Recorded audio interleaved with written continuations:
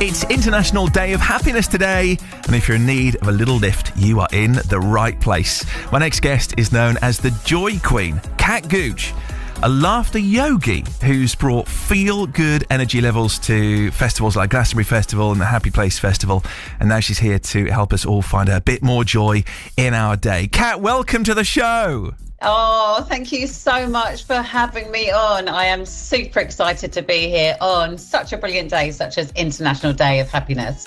At what point in your life did you realise that joy was something that you wanted to dedicate all of your work to? Do you know, it's so interesting because joy is super important, isn't it? Happiness is super important. And I think we almost forget to give it the priority that it deserves, right? So I was a primary school teacher for 20 years. And about 8 years ago, we had a wellness event at our school. And there was something on offer called laughter yoga. And I was like, oh, that sounds kind of strange. I'm curious. It sounds like a bit of fun. And honestly, that 60-minute workshop I did, it unlocked something inside of me that just went, yay!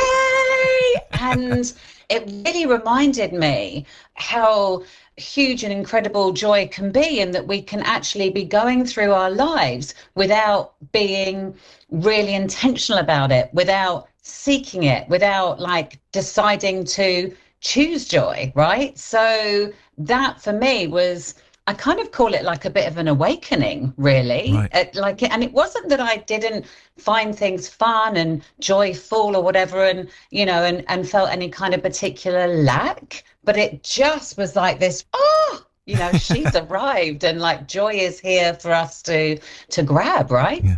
So just to point out, I can see Kat, who is wearing joy on a jumper and has choose joy on the wall, which is framed on the wall behind her. But here's the thing too, because sometimes people will, indeed they may well now find themselves at a time in their life where they just don't have any joy. But this is where laughter yoga and the work that you do comes in. Yeah, absolutely. And with the deepest love and respect for whatever is ever happening in anyone's lives. And I think when we're in that situation where, say joy feels like a million miles away, it's, well, how can I start small? How can I just find some little pieces? It's spring equinox today, as well as International Day of Happiness. I feel like it's this massive double bubble of joy and happiness. So can I just find some tiny little pockets, and that might just be glancing out your window. And as I do this, I look, there's some beautiful yellow blooms in my garden. And can I just stop and allow myself to feel into the joy of that? When life is feeling less than easy, it is so much harder for us to find these moments, for sure. But can we actually start to build the relationship and hardwire ourselves by seeking and looking for tiny little things to just help us shift our energy slightly? So if you're wondering, yes, we will be doing some laughter yoga in a moment with Kat. But just before we do, though, some people might feel a bit self-conscious about forcing laughter. So what would you say to them before we do it? If you feel like that, I often in my sessions describe it as a bit bum clenchy, where you're kind of oops, feeling like that. It's perfectly normal. But what is brilliant about our body is it doesn't know the difference between created laughter, I like to call it. You could call it fake laughter or forced laughter. I find it a helpful thing for our brains to say, I'm going to call it created laughter, right?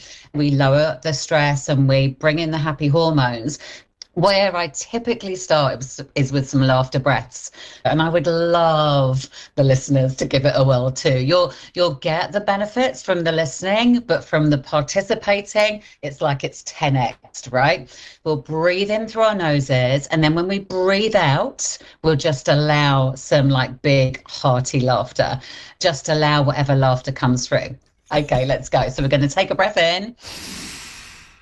And then we're going to exhale with laughter.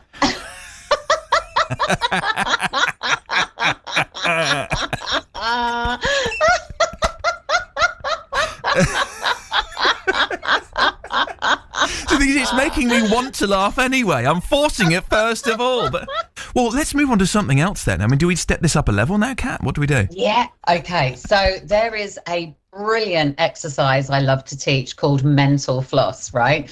It's like dental floss, but it's mental floss. It's for your brain. And the reason why I love to teach that is it's very easy for us as humans to feel overwhelmed by things going on in our lives, to feel stressed, to feel caught up in procrastination, anything where something is looping around our brain again and again and again. And it's, like I say, it's completely normal. It's our humanness, right? So mental floss is really great for us to go, okay, I've had that thought going on and I just love to let it go. For the sake of those listening and not able to see right now, imagine you've got a floss between your ears. Coming out of each ear. It's like dental floss, but larger. Yeah. And you've got this big bit of floss, which you're going to like pull from one side to the other side. So I'm flossing my brain. And the way to make that feel even more fun, even more joyful, and for the effectiveness with the laughter, right? Because it's very good at releasing. We bring in some deep, hearty laughter. So you ready for it? Well, I'm ready. Yeah? I'm ready. I'm assuming positions. Here we go. You're floss ready. I can see it. Okay, let's go.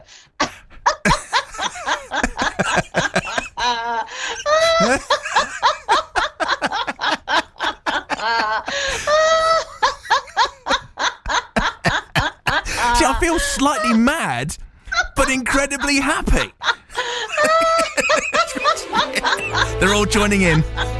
See, my body temperature has gone up, and I feel like I've got a lot more adrenaline as well. Yes. Right, the Joy Queen, Kat Gooch. We're going to return to her after this.